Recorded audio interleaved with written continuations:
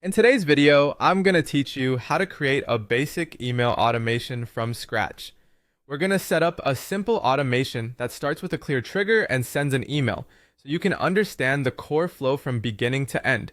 Think of automation as a set of instructions your system follows automatically, saving you time and ensuring messages go out exactly when they should. Begin by heading to the left-hand menu and clicking on Automation.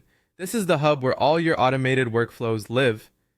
Once you're there, click on New Automation to start building a fresh workflow instead of modifying an existing one. When you're prompted for how to begin, choose Start from Scratch. This option gives you full control so you can design the exact path you want without any pre-filled steps or assumptions. Next, give your automation a clear, descriptive name and click Start Building.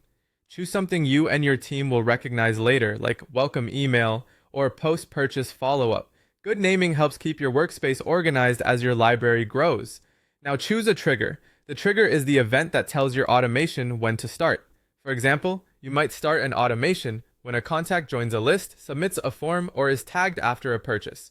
Pick the trigger that matches the moment you want your email to send. As you decide, think about the user's journey and what would make the timing feel helpful and relevant. Once the trigger is set, click on the plus sign to add your first action. The plus sign opens your action options. In this case, we're adding an email. This is where your automation begins to do something tangible for your audience. You'll be asked to give the email a name. This name is for internal use only, so choose something that makes it easy to identify later, like welcome email, version A, or order thank you. Clear internal names save time when you're testing, reporting, or updating. Next, give the email a subject. The subject is what your audience will see in their inbox, so make it concise, specific, and aligned with your message. Aim for clarity over cleverness. Try writing it as a promise of value and avoid words that might trigger spam filters. If you're unsure, read it aloud and make sure it sounds natural.